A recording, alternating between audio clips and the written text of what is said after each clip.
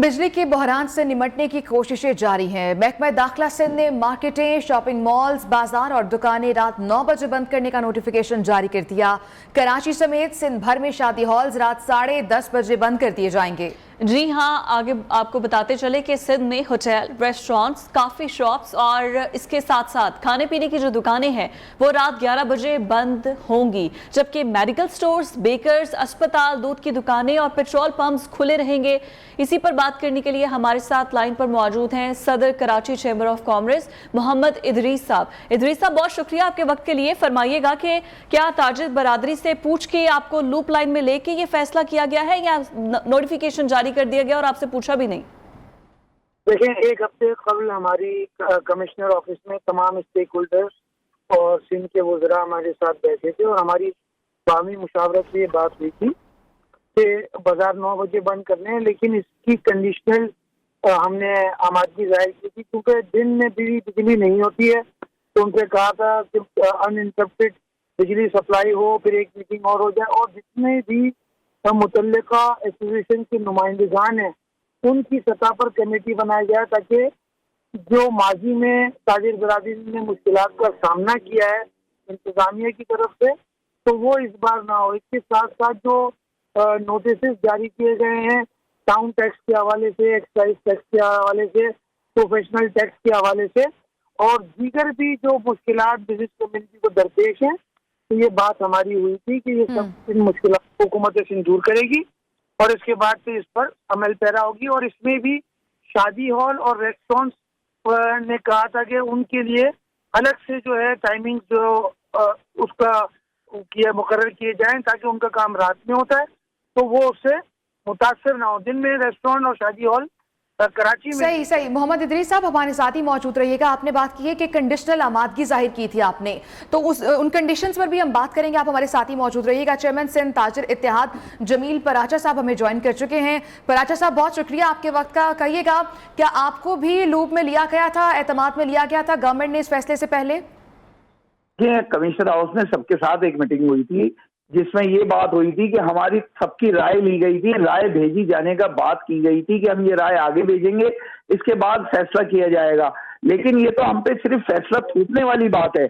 हम 6-6 घंटे, 5-5 घंटे, 7-7 घंटे बिजली की लोड शेडिंग बर्दाश्त करें और रात को भी हमें कारोबार न करने दिया जाए। और जबकि कसाद बाजारी मंदी और पेट्रोलियम मसनूआत की कीमतों ने इस वक्त जो इजाफा हुआ है वो इतना खतरनाक है कि लोगों को रोटी का उसूल मुश्किल हो गया है, उसके ऊपर ये हमारा कारोबार तबाह करना चाहते हैं। ये कारोबार किसी की मिल्कियत है? आप बताएं, जो ये हमारे कारोबार के ऊपर नजर रखते हैं।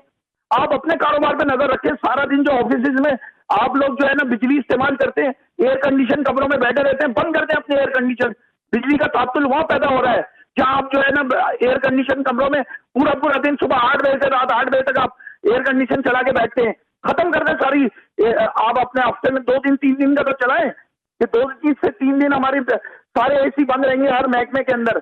लेकिन सिर्फ उठ के सिर्फ ताजिर याद आते हैं, ताजिरों को तंग करना है और अपने मतलब के लोगों को बिठाकर अपने ऐलानात करवा दिए जाते हैं। ऐसा कुछ नहीं माना जाएगा। अगर इस तरह की बात हुई तो मैं समझता हूं कि कराची की हर मार्केट के बाहर इन्हें मज़ाहमत का सामना करना पड़ेगा। पराचा साहब, किस तरह मुज़ाहमत का सामना? क्योंकि आज से तो इस पर अमल शुरू हो जाएगा। पीटे हम दुकानें बंद नहीं करेंगे इस तरह से। ये हमें मारपीट कर सकते हैं, हमें बंद कर सकते हैं, कर दें। हम तो वैसे ही मर रहे हैं, हमारे पास कारोबार नहीं है, हमारे ताजिर भूखे मर रहे हैं इस वक्त, उनके पास कारोबार के लिए कुछ भी नहीं है। हम छोड़े बहुत 2-3 घंटे के लिए कारोबार करते हैं, वो रात में शुरू होता है, तो हम ये किस तरह से ये चीज बर्दाश्त करें? 7 घंटे, 6 घंटे, 5 घंटे मुस्तकिल लोड शेडिंग है। उस लोड शेडिंग को खत्म करने के बजाय इन्होंने हम पर मुसल्लत कर दिया अपना फैसला, जो हम बिल्कुल मुस्तरद करते हैं। ठीक है, जमील पराचा साहब चेयरमैन सिंध ताजिर इत्तेहाद हमारे साथ मौजूद थे, बहुत शुक्रिया। उनकी जानिब से कहा गया इस फैसले को हम मुस्तरद करते हैं। और सदर Karachi chamber of commerce Mohammad Idrees साहब हमारे साथ मौजूद थे, उनकी जानिब से कहा गया कि उनकी जानिब से कंडीशनल आमादगी जाहिर की गई थी इस फैसले पर। मोहम्मद इदरीस साहब, आपका भी बहुत शुक्रिया। और अब बड़ी खबर यह है कि पाकिस्तान का नाम FATF की ग्रे लिस्ट से निकलने के कवी इम्कानात हैं। ज़राए के मुताबिक जर्मनी में FATF के 3 रोज़ा इजलास के बाद आज पाकिस्तान को ग्रे लिस्ट से निकालने का हतमी फैसला सुनाया जाएगा। वज़ीर मुमलिकत बराए खारजा हिना रब्बानी घर की सरबराही में वफ्द ने इजलास में पेशरफ्त से आगाह किया है। माहिरीन के मुताबिक पाकिस्तान को ग्रे लिस्ट से निकाले जाने के बाद मामलात तय होने में कुछ अरसा लग सकता है। लेकिन भारत की पाकिस्तान को ब्लैक लिस्ट में कराने की साजिश हुकूमत पाकिस्तान, पाक फौज और दीगर मुल्की इदारों ने नाकाम बनाई है। पाक फौज और दीगर इदारों की कोशिशें रंग ले आई हैं। अब फौज पाकिस्तान ने फैचफ अहदाफ के हुसूल में कलीदी किरदार अदा किया। हुकूमत और कौमी इदारों के साथ मिलकर तमाम नकात पर अमल दरामद यकीनी बनाया। पाकिस्तान ने एक जिम्मेदार रियासत का सबूत दिया।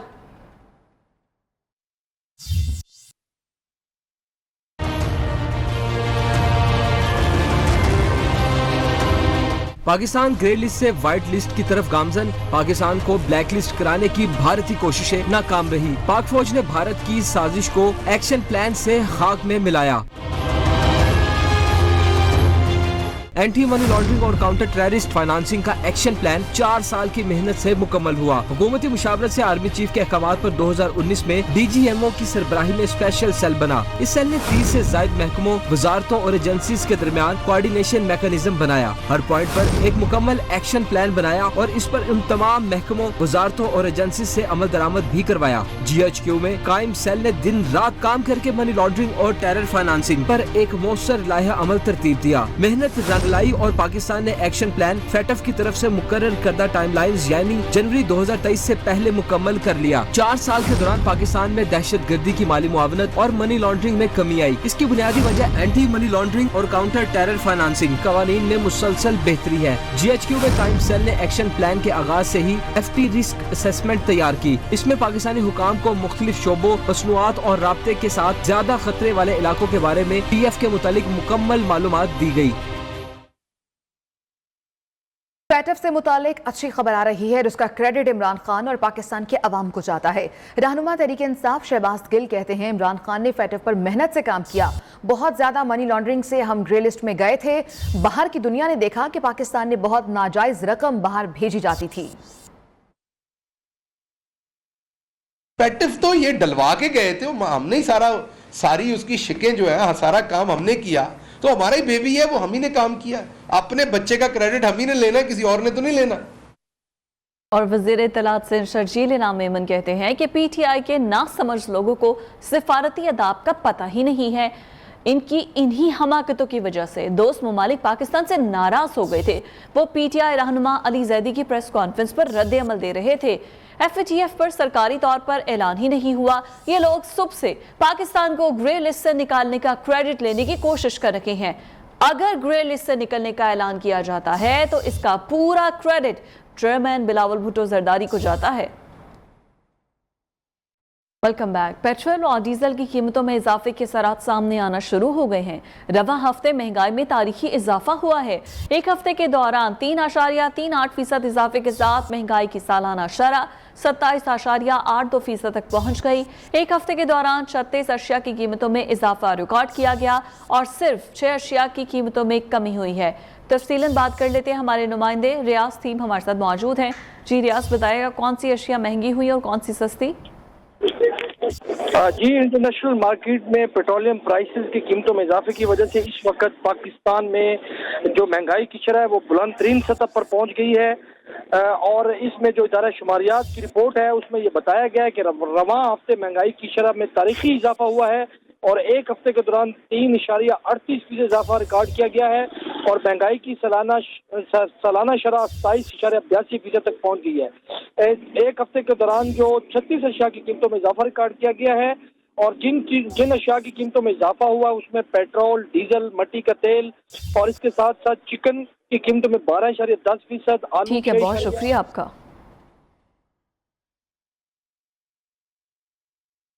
डॉलर की मार, रुपया लाचार। गिरती हुई पाकिस्तानी करेंसी को डॉलर का एक और झटका।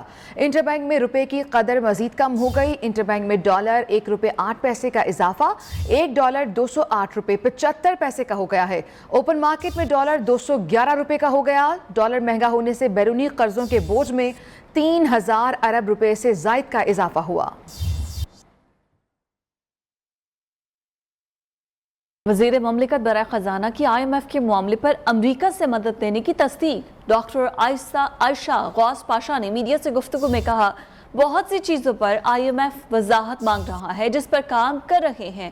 IMF کے حوالے سے بھی امریکہ سے بات چیت ہوئی ہے۔ پچھلی حکومت کی وجہ سے پاکستان کی ساکھ متاثر ہوئی ہے۔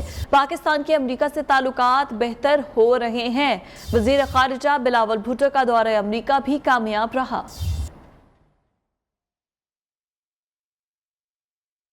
صدر پاکستان میڈیکل ایسوسی ایشن لاہور پروفیسر اشرف نظامی کا کہنا ہے PMC ختم کرنا ایک خوش آئند فیصلہ ہے۔ MD کیٹ میں جن لوگوں نے فیس بڑھائی ہیں ان کے نام ECL میں ڈالے جائیں۔ حکومت سے مطالبہ کیا رول آف لا کے تحت پنجاب ہیلتھ کیئر کمیشن چلایا جائے۔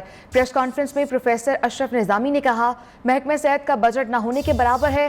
پینشن ہیلتھ پروفیشنلز اور چوتھے گریڈ کے ملازمین کے صرف 5% پینشن بڑھانا بہت کم ہے۔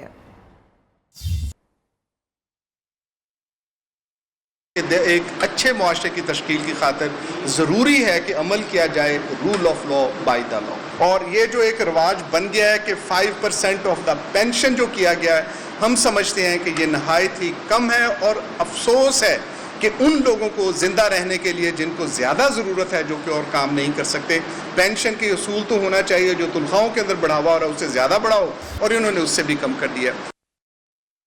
کے بعد خوش آمدید، اور اب کچھ بات پنجاب کے بجٹ کی۔ تو حکومت نے بجٹ میں عوام کو ریلیف کے ساتھ سبسڈی دینے کی کوشش کی۔ سستے آٹے کی فراہمی کے لیے 200 ارب روپے کا پیکج مختص کیا گیا۔ نوجوان طبقے کی تکنیکی تربیت کے لیے بھی خصوصی اقدامات کیے گئے۔ صوبائی وزیر اویس لغاری کی پوسٹ بجٹ کانفرنس کہتے ہیں موجودہ صورتحال میں غریب آدمی کو ریلیف دینا حکومت کی اولین ترجیح ہے۔ سرکاری اسپتالوں میں مفت اور معیاری ادویات کی فراہمی یقینی بنائی جائے گی۔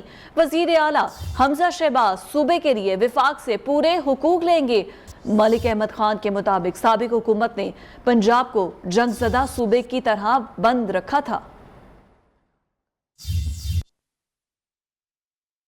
وزیر اعلیٰ پنجاب حمزہ شہباز کی سروسز اسپتال لاہور آمد، دانیال عزیز کی خیریت دریافت کی۔ انہوں نے کہا دانیال عزیز کی حالت بہتر ہے، اللہ تعالیٰ انہیں جلد صحت یاب کرے۔